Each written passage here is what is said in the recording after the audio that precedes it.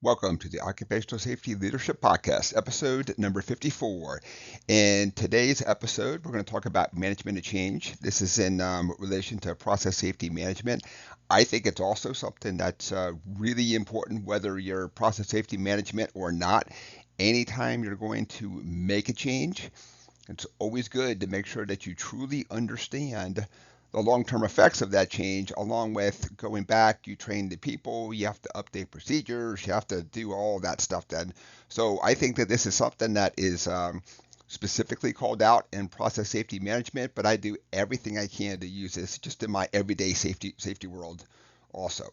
So episode 54, management of change. Let's get started. So we're continuing our journey on process safety management found under 29 CFR 1910.119. So in this one, the employer shall establish a management of change program, except for replacement in kind. If it's going to be the same exact pump, it's okay. Same exact motor, same exact valve, and by valve, they also mean materials of construction, all that stuff. You don't have to do it. It's only when you're going to change it. And then let's talk about the really big ones that we see out there. When you change out a chemical, hopefully you're changing out a more toxic or flammable one for one that's safer.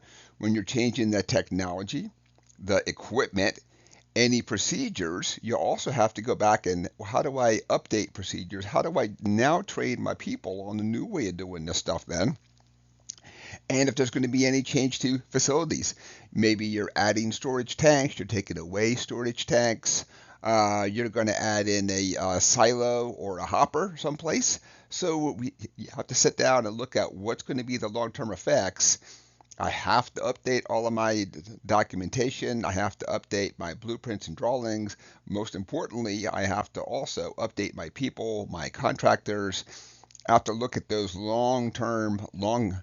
um, long-term potential effects coming down the road too. Let's look at the next slide here. So the management of change procedure must address prior to the change. They're not saying that you change it and then say, well, now I worry about doing stuff, but prior to the change, you also have to sit down and talk about the technical basis for the proposed change.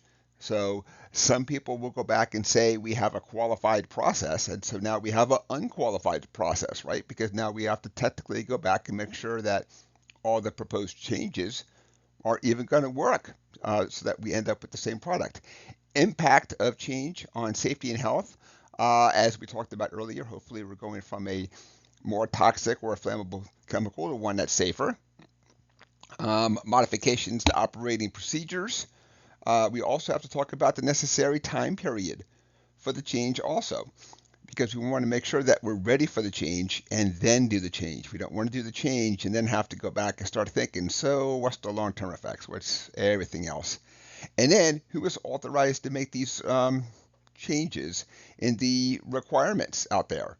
So anytime that somebody can find a cheaper motor or a pump or a valve, that's awesome and that's great, but it's not the same thing that you already have for these chemicals. Not all pipes and motors and pumps and all that are going to be chemically resistant in all facets. You have to go back and understand: is it a plastic pipe?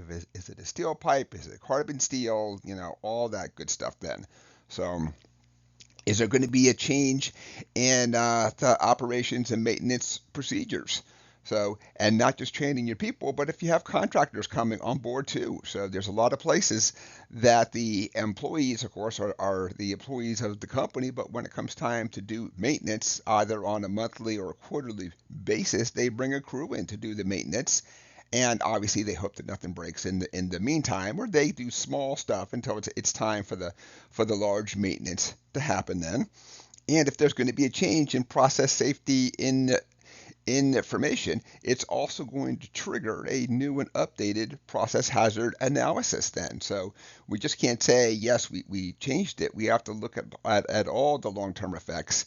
And if you're going to go back and update your process hazard analysis, it probably makes sense to do the whole thing as opposed to I updated only what is applicable, and then I'll wait another year or two and then update the rest of it then. So because it has to be done anyway, at least every 5 years. Even if nothing changes, you have to go back and verify that everything is working exactly the way it's supposed to work out there.